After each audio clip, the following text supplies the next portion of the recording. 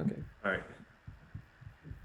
Okay, so today we'll be actually building the to-do list app, and I've created the React app already. It's running right here, just for the sake of time.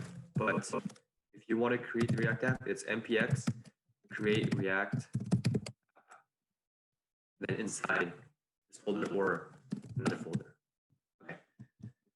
It's npm start to start the app. You have to install Node and just Node.js, like we did last time. Okay. So again, in essence, we have index.js. We're importing React. We've imported React DOM, and we're rendering this component called app. All it has is hello world right now. We're rendering it, and we're rendering inside the element called root. If we look at public, index.html has root right here. And that's why we can see hello world.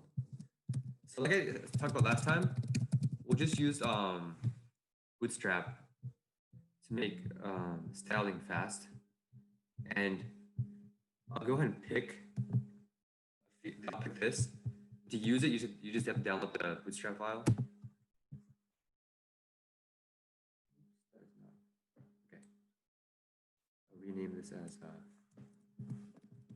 so this is from Bootswatch, which has already pre-themed Bootstrap. I think it looks a bit better, so we'll just use that. And to include it, you just inside your index, you have to include a link to that Bootstrap file. So now it's just this. We have to download it into the folder. And let's see, the styles have already been implemented. Okay, to start the to-do app, we'll go to app. First, I'll say any classes I use, they're all Bootstrap classes. So we won't be using any class for other reasons. Like it's a container, set the text. Now we have the world in the middle, and just think of it. Adding y, so in the y-axis is 1. Okay. So like we did last time, I'd like to start off with a header. So again, we're using something called components. Components. Inside components, let's say we have header.js. These are, you can type this out, but again, you can download snippets or download an extension that allows you to do this as like shortcuts. So in the header, we'll just say we have h1 as the header. So header, and then h3 is subtitle or something. And then what we want to do is just title header. This should auto import for me. So whenever I'm on Zoom, it doesn't auto import. So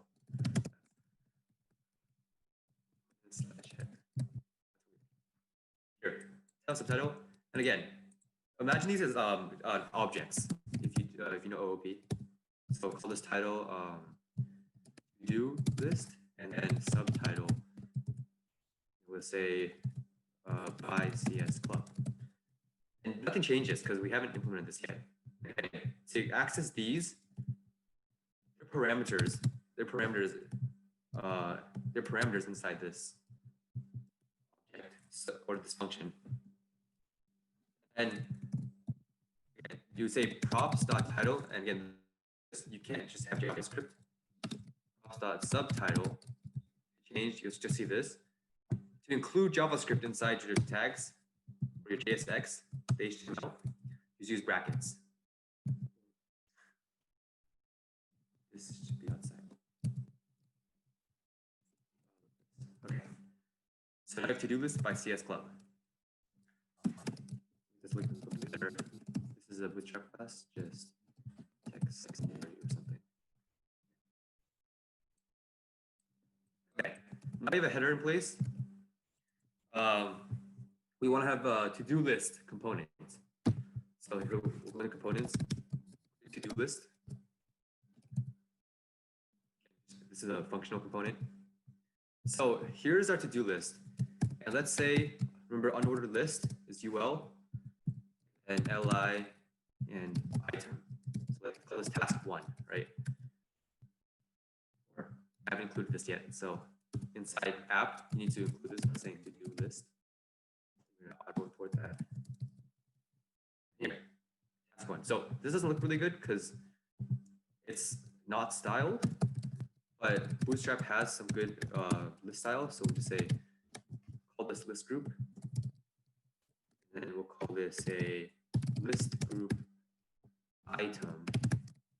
CSS should be in place. Okay. Text left.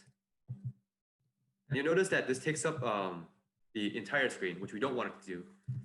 We would want this to happen on mobile because we want it to take up the entire screen.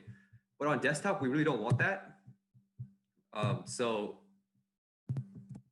what I'll actually do here is use the structure I talked about last time. So here's a row. And here, oops, this in a column. And I want to center this row.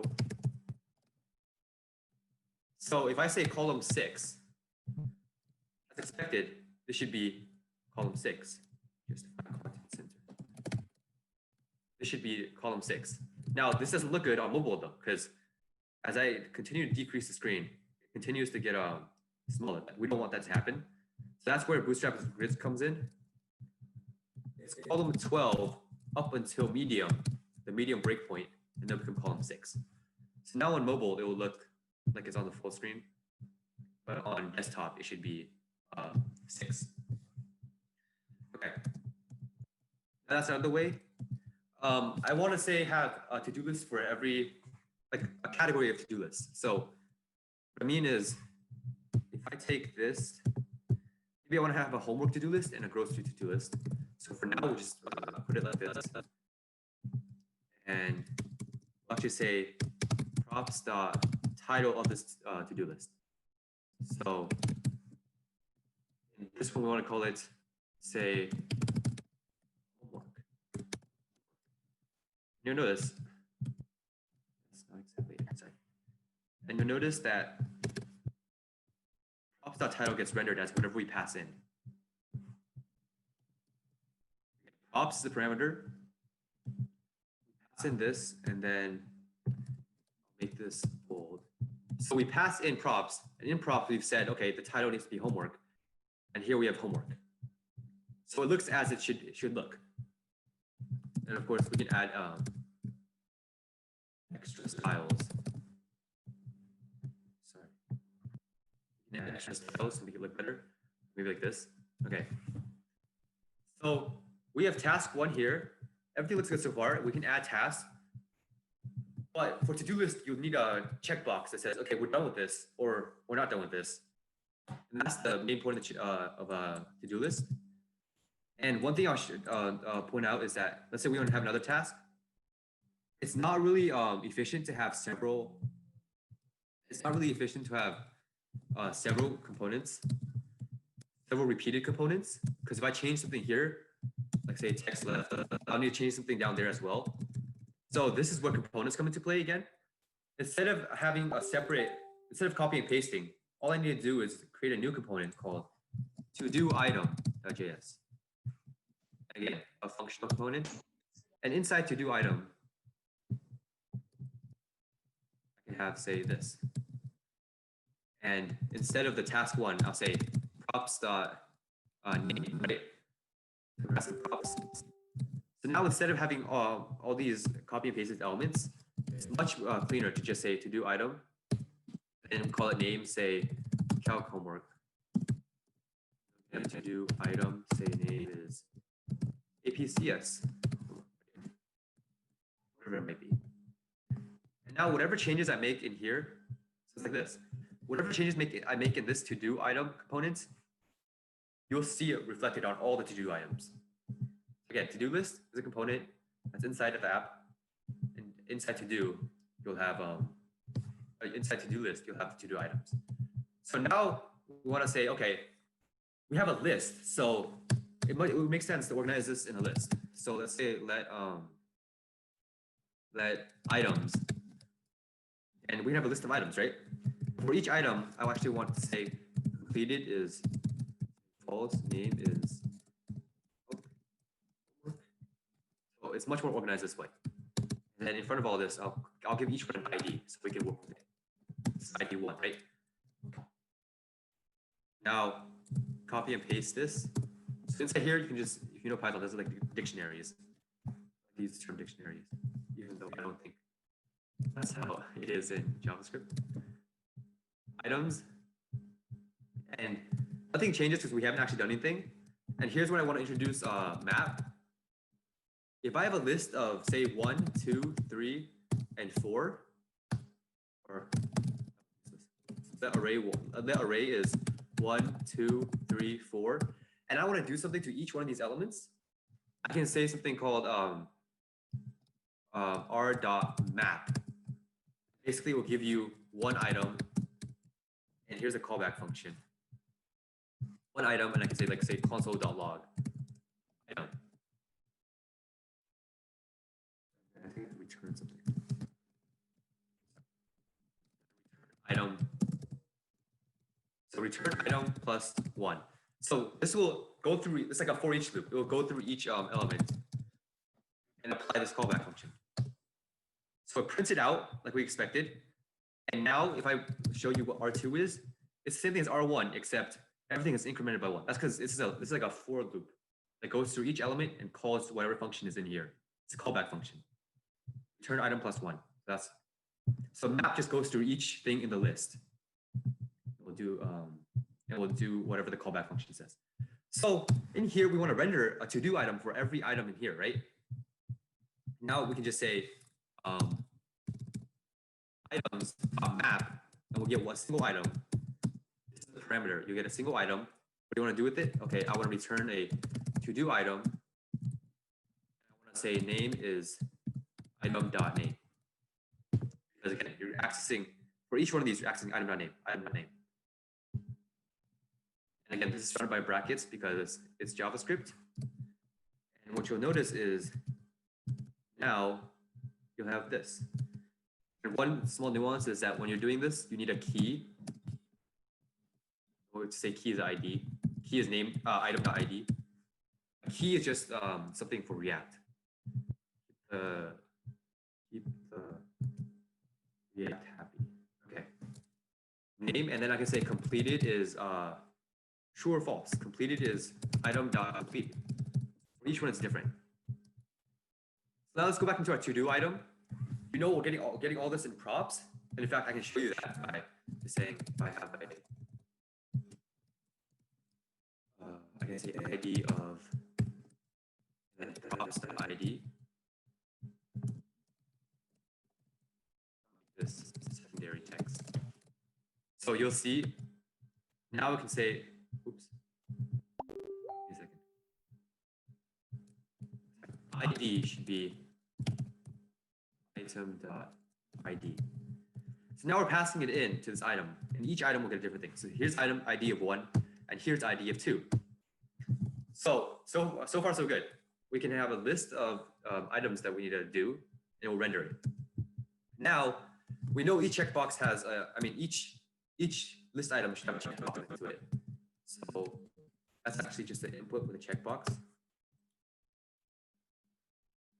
And here's how it looks.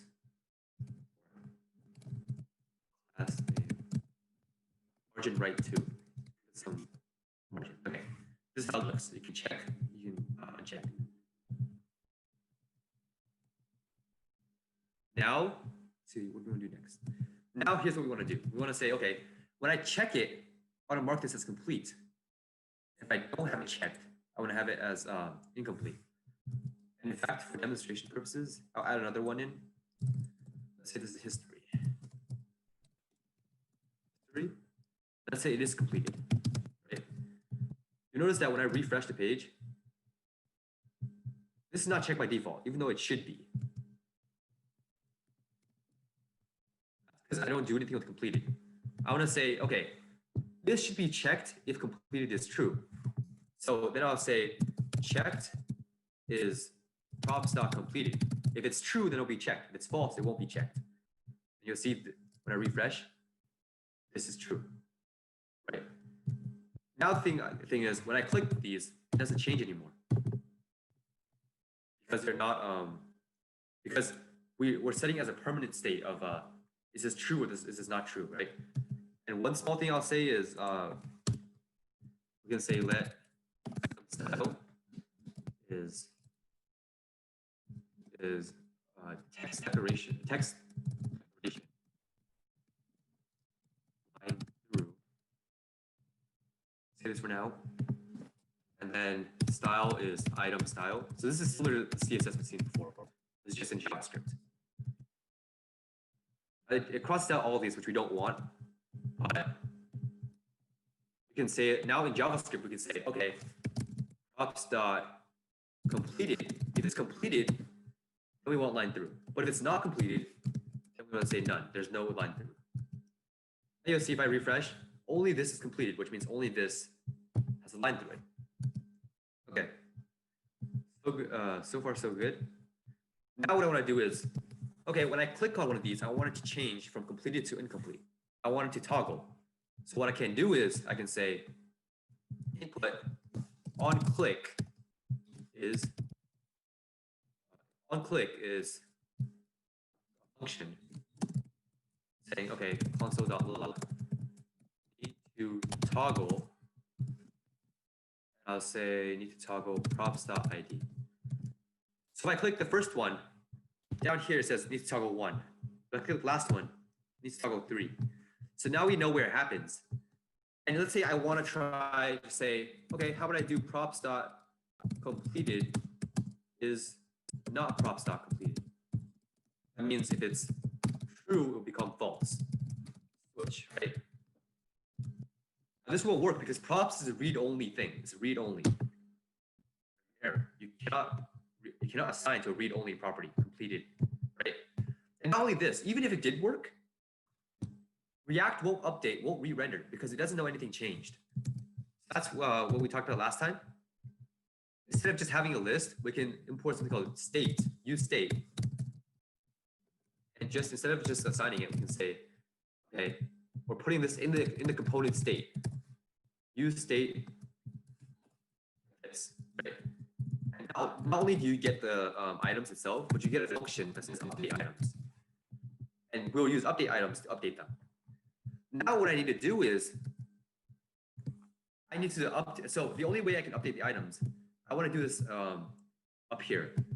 I want to create a function, say let toggle item, right? And we'll say this is a function. And for now, we'll just log to make sure we get to the right place. Toggling, and let's say we're taking an ID. We'll say toggling ID, right? And the reason why we have it in here is because we want the update items. We want to update it somehow over here. We don't know what this is yet, but it should happen in this function, toggle item. Now what I can do is just pass in toggle item. I'm just passing the function as toggle item. Okay. So in to do item, on click, instead of just setting this, which won't work, this is wrong, and say, okay, we'll call the function toggle item. We'll call it on props.id. And again, sorry, props.toggle item. Again, this is all in props. It's being passed down. Props.toggle item, props.id. Go back here for a sec. Now when I click, it says needs to toggle 1, and then it toggles 1, toggling 1. Same for 2, same for 3, right? Now what we need to do is to actually change it. Back here, we actually need to change it instead of just logging it. How will we do that? Well, we know we need to use update items. So what we do is we need to update items, but what do we update it to? Again, updating items just replaces the whole state. So if I just say update items, and I only have one item here, I only have the first item, it just replaces the whole state.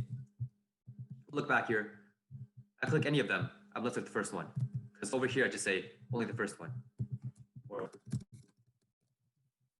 I click any of them, I'll just be left with this. Because your whole state is being replaced by this. So what do we want to replace this list by? Well, what might come in handy is the map function we just used. So let's say let new items the updated. So let updated is items.map. Now we get an item. We can do whatever we want with it. We can return the item, etc. Right? What we want to do, we want to check if this ID, if the item ID is the same as the ID we pass in. So if the ID matches this one, then I want to change item.completed to not item.completed. And if it was false, it becomes true. If it's true, it becomes false. So update is like this. And when we say update items, now we want to update it with the updated. Again, update is an array. And so is the thing we're passing in here. What happens is, okay, I click it, it's updated. I click it again. So now it actually works. We have a to-do list that works. We're actually short on time, but okay.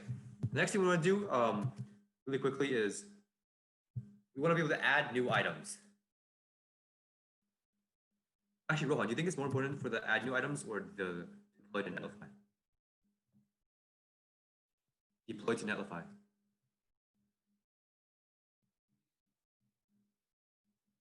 Okay. Okay, cool. So now we want to add a new element when we type something and press add, right? So again, instead of adding all the code here, we just have another component. We'll call this add item.js. Okay, add item. And here, we're gonna need props later, so I'll just add props right now. Here, we'll just say, go back to list. Just real quick.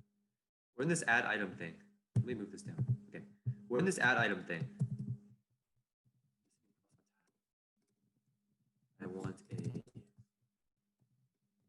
so this is a list item. I want an input, text, and I also want button. Let's say button primary.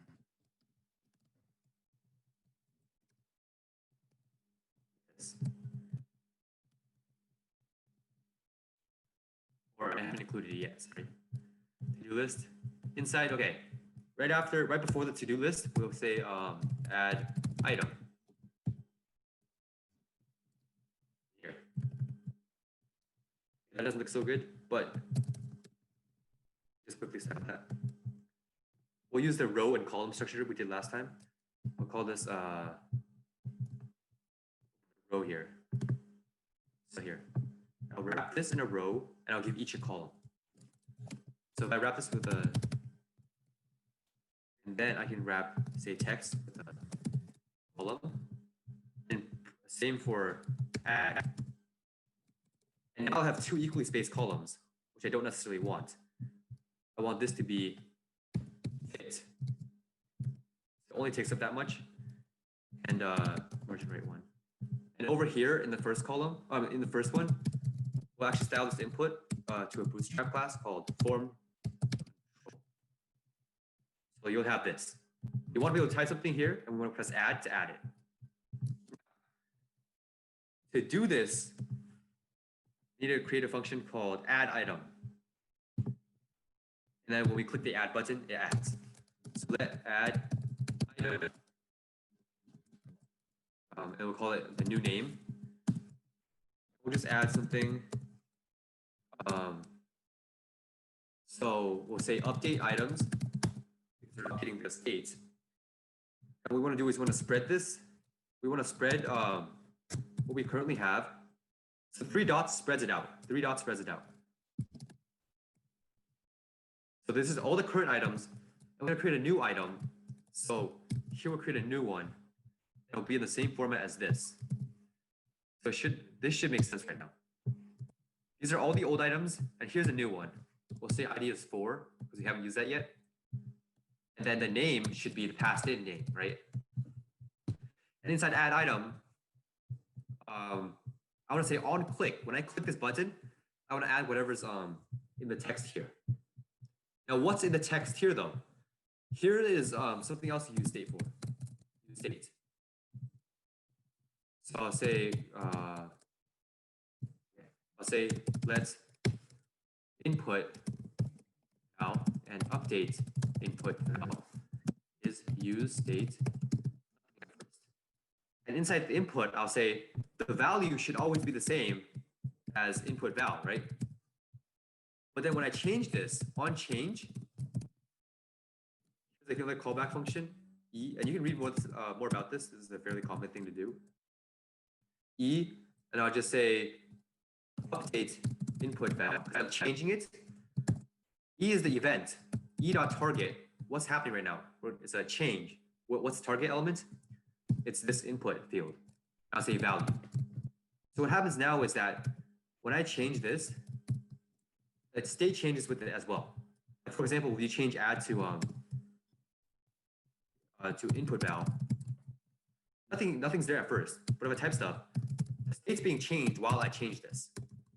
So that's really useful because now we can say, okay, on click, we can say we want to add props.add item. That's the add item we just made. And we want to add the input val. Actually, we don't actually have something called props dot add item yet because we haven't passed it down. Add item is equals to add item. Now if I say SSS add, look, here's the fourth one. I can click check. I can click check on this as well. And to quickly wrap it up, let's say add another one. Say another one. And add. Now you have two things with ID of 4. The problem with this is when I check here. What if I do this? Another. It's not completed yet. Another one. Both have ID 4. And what happens is if I click this, both get updated. We don't want that to happen. So in reality, you would use something called UID. Instead of using 1, 2, 3, 4, you let it generate an ID for you. For the interest of time, generates UID JavaScript. Interest of time, we'll just say instead of saying 4, here's a function that creates a random ID. And what you'll notice is UID instead of 4 over here. UID this called. I actually use npm package normally, but this is I put in enough things. So now if I say another and I add it, here's a random ID. Say another one. There's another random ID. Now these are unique. The probability of these not being unique is really, really, really low. Like, really impossible. So this is your complete to-do list app. And you'll notice because we did this in components, now it's really easy to reuse. Let's say I'll call this grocery list. What are we left with? To-do list, real quick. Y2, and you'll see I have a grocery list here, and I say something else like I need to buy peanuts. This is a completely different list than this one up here. Doesn't matter what I do up here. This down here is independent because it has its own state, and yeah, it has its own state. So I think we'll wrap up here. Recap: app has these components. To-do list is these components. It has a state of the list, and to update it, you use the update items right here. Okay, nice. So yeah, we are done for today. I will send out the flag because I did not make one yet, so sorry about that. But if you guys have any suggestions for what you guys want us to do during meetings, just let us know. When Yusuko happens, I'll be happy to go over questions, and also feel free to ask me any questions on the Discord if you guys need any help with Yusuko stuff. So other than that, thank you guys for coming, and yeah, see you guys next time.